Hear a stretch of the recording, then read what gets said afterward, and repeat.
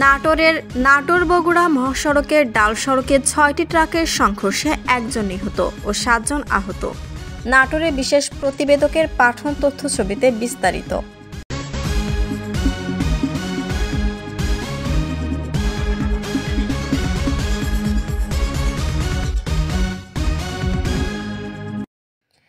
নাটোর বগুড়া মহাসড়কের ডাল সড়ক এলাকায় ৬টি ট্রাকের সংঘর্ষের ঘটনায় হুসাইন নামে ৩৫ বছর বয়সী এক ট্রাক চালক নিহত হয়েছেন। এ সময় অন্তত ৭ জন আহত হয়।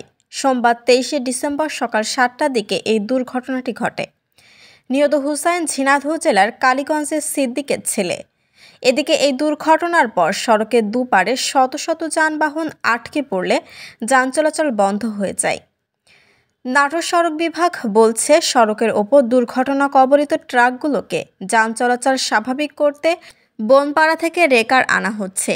রেকার এনে ট্রাক সরিয়ে যান চলাচল স্বাভাবিক করা হয়।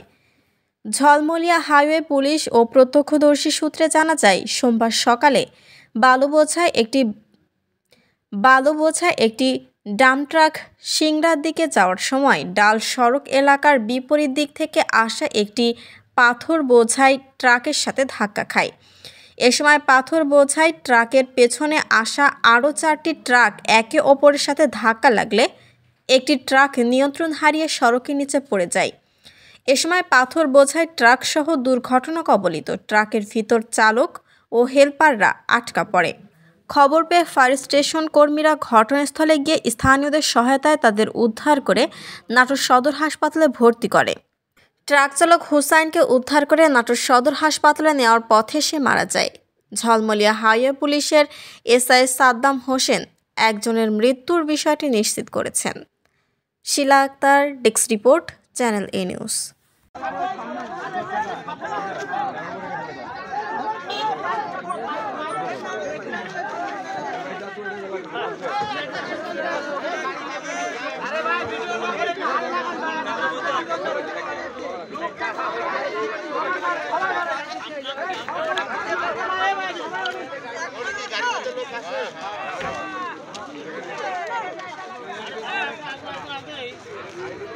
একবার ফ্লাশ সামনে একবার সরাসরি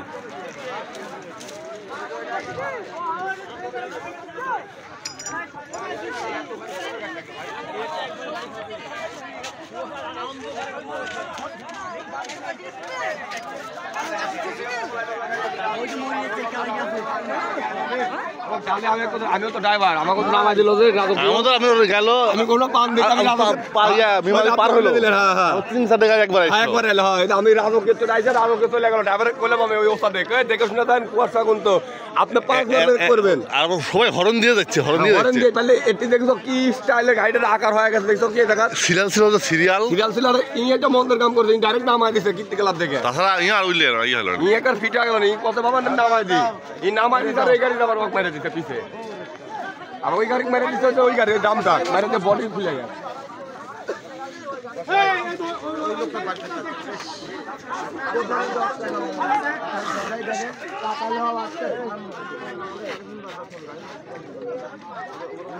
একদম ভিতরে আটকে আছে।